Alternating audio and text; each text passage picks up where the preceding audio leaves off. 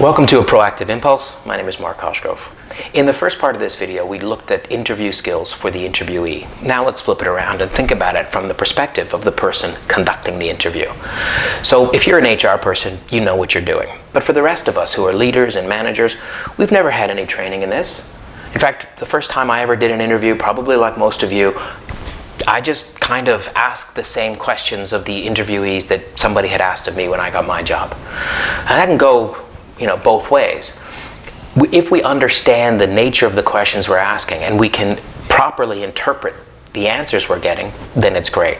But sometimes we're asking questions and we don't even know why.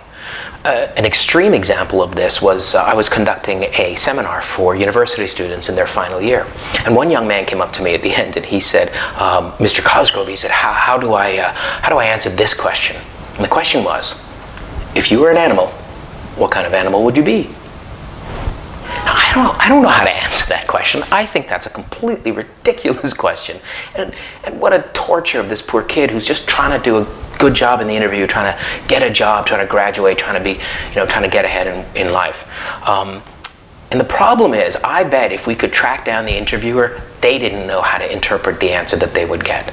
Now maybe some behavioral psychologist came up with that question as a way to reveal something really key and critical about the interviewee. But the problem is, none of us know what that is.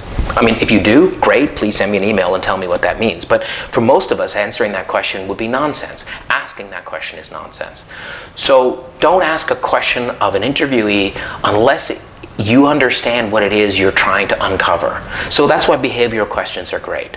All you have to do to prepare is think about your company, think about the department and the nature of the work, and ask them to tell you about times in their life where they faced some of the challenges that they're going to face working for you. Tell them, ask them questions about times in their life when they worked well on a team, or that a team didn't work well, when they faced some adversity, things like that. They're going to allow the person to open up and really reveal to you who they are, how they like to work, what works for them, what doesn't, what's important to them and what isn't. And in that way, you'll start to understand, is this a person that I'm going to be able to work with over the medium to long term? And really think about the kind of job you're asking them to do and ask questions related to that. I think probably the best interview question I ever asked somebody was, we were hiring somebody for an operations role. So this person was going to be in charge of all of the minute details of the day-to-day operation of our company. And I asked the person, his name was Tom, and I said, Tom, what stresses you out? Now, in my mind, I wanted, if he said nothing, I'd know he was unreliable because everyone gets stressed out about something. But he answered it brilliantly. He said, I get stressed out when things don't go the way they're supposed to go. I thought, wow, that's who you want running your operations, a person that is committed to things going the way they should go.